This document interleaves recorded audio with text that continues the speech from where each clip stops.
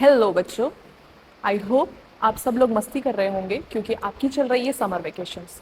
पर इस बीच हम आपको कुछ इंफॉर्मेशन देंगे जो कि आपके लिए रेलेवेंट होगी, आपके लिए क्या आपके पेरेंट्स के लिए भी रेलेवेंट होगी, क्योंकि आप सबने सुना होगा कि अभी हमारे लोकसभा के इलेक्शंस हुए हैं जिसका रिजल्ट हमारे को कल मिल जाएगा। ठीक है, तो आप बहुत सारे बच्चों को ये नहीं पता होगा कि लोकसभा के इलेक्शंस हो क्यों रहे हैं। बेसिकली लोकसभा जो है उसको हम लोग बोला जाता है कि लोकसभा के इलेक्शंस का मतलब है कि वो हो रहे हैं आपके जनरल इलेक्शंस। ठीक है, तो अब हम बात कर लेते हैं कि अगर हम लोकसभा के इलेक्शंस कराते हैं तो उसमें हम चुनते किसको हैं और क्यों कराए जाते हैं।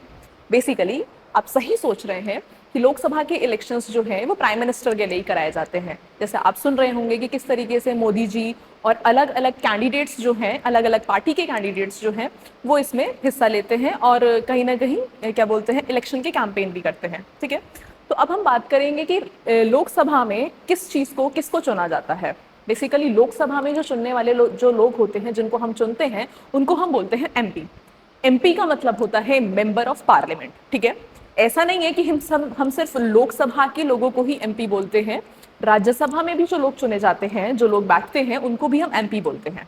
तो आइए बात कर लेते हैं क्वालिफिकेशंस क्या होने चाहिए किसी भी मेंबर को एमपी बनने के लिए। ठीक है, तो हम यहाँ बात करेंगे कि क्या क्या क्वालिफिकेशंस होने चाहिए एक एमपी की। सबसे पहली बात, सिटीजन होना चाहिए। वो सिटीजन का मतलब कि अगर वो यहाँ पे रह रहा है तो उसको इंडिया की सिटीजन होना चाहिए और वो एक इंडियन सिटीजन होना चाहिए। दूसरी बात कर लेते हैं एज की। एज फैक्टर क्या मैटर करता है? एज फैक्टर जो है अबव 25 होना चाहिए। अगर आपको एमपी बनना है, यानी कि अगर आपको लोकसभा का इलेक्शन करना है, कंटेस्ट करना है, आप एमपी बनना चाहते हैं, तो आपकी एज कितनी होनी चाहिए? आपकी एज होनी चाहिए 25। ओके, उसके बाद बात कर लेते हैं ओथ की। ओथ, जैसे ही आप एलिजिबल हो जाते हैं एमपी बनने के, आपको एक ओथ दिलाई जाती है। ठीक है, वो ओथ जो है वो बेसिकली या तो स्पीकर दिलाते हैं या तो प्रेसिडेंट दिलाते हैं। ठीक है, तो यहाँ पे ओथ करवाई जाती है। उस ओथ में बोला जाता है कि किस तरीके से हम सच्ची निष्ठा से अपने कॉन्स्टिट्यूशन के अकॉर्डिंगली काम करेंगे पार्लियामेंट में। उसके बाद बात कर लेते हैं क्वालिफिकेशन प्रिस्क्राइब्ड बाय पार्लियामेंट।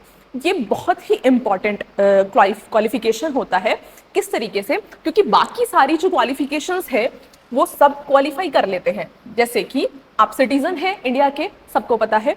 आपका एज 25 हो सकता है, अबव 25 हो सकता है, ठीक है, कोई दिक्कत नहीं है।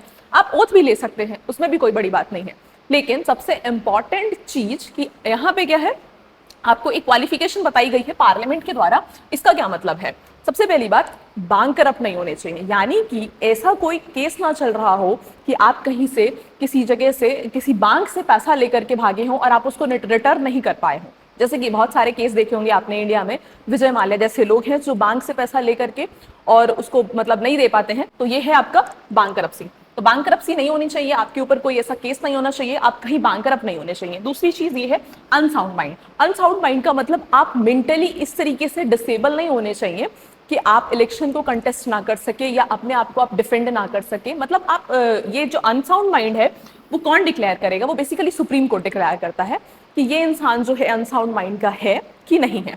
तीसरी चीज की बात कर ले, registered as an voter in their respective states. मतलब आपके पास आप अपने स्टेट में रजिस्टर्ड वोटर होने चाहिए। यानी कि आप जहां से भी कंटेस्ट कर रहे हैं वहां पे आपकी एक वोटर आईडी होनी चाहिए। ऐसा नहीं है कि आपके पास सिर्फ आधार कार्ड है तो उससे काम चल जाएगा।